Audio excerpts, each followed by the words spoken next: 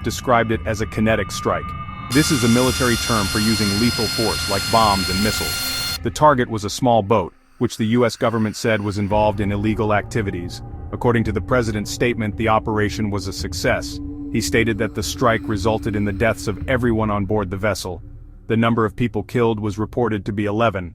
This action was presented as a decisive blow against criminal organizations operating in the Western Hemisphere, a clear message from the administration about its tough stance on international crime. This incident did not happen in a vacuum. For weeks, tensions had been building between the United States and Venezuela. President Trump and his administration quickly explained why they ordered the strike. They said the people on the boat were not just ordinary criminals. They were labeled as narco-terrorists. The president stated that the boat was smuggling drugs out of Venezuela. He directly linked the boat and its crew to a dangerous gang called Tren de Aragua. The U.S. government claims this gang is a major threat to the United States. By calling them terrorists, the government is justifying the use of military force instead of standard law enforcement methods. This powerful language frames the action as a necessary part of a war, not just a police action against drug runners.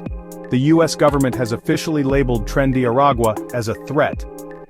In February, the State Department designated the group as a foreign terrorist organization, or FTO. This is a very serious label.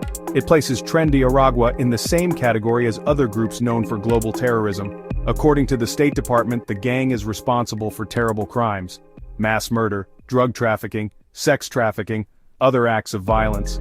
The designation as an FTO gives the U.S. military more legal authority to take action against the group's members anywhere in the world, which was the basis for this recent strike.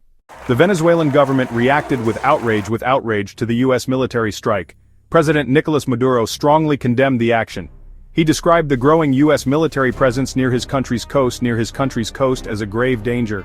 In a public address, Maduro called the deployment of U.S. warships an extravagant, unjustifiable, immoral, absolutely criminal and bloody threat. He did not see the U.S. actions as a mission against drugs. Instead, he saw them as a direct act of aggression and intimidation against his nation. In response to the American military buildup, Venezuela took its own steps. He deployed Venezuelan armed forces to the nation's coastline. The situation became even more tense when the Pentagon reported a close encounter at sea. U.S. officials said that 2 Venezuelan F-16 fighter jets flew very near a U.S. Navy warship, the USS Jason Dunham. An American official described this move by the Venezuelan pilots as highly provocative, a clear show of force, demonstrating how close the two nations were to a direct military clash. The military movements have turned the Caribbean into a potential flashpoint. The U.S. strike on the Venezuelan boat has raised serious questions from experts and politicians. Many are asking if the attack was legal.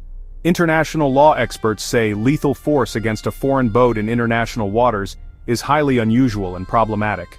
Killing suspected criminals at sea must follow strict rules. It must be necessary. It must be proportional. It must respect the right to life. Adding to the controversy are doubts about the evidence behind the strike. A declassified U.S. National Intelligence Council report in May found Maduro probably does not have a policy of cooperating with the gang.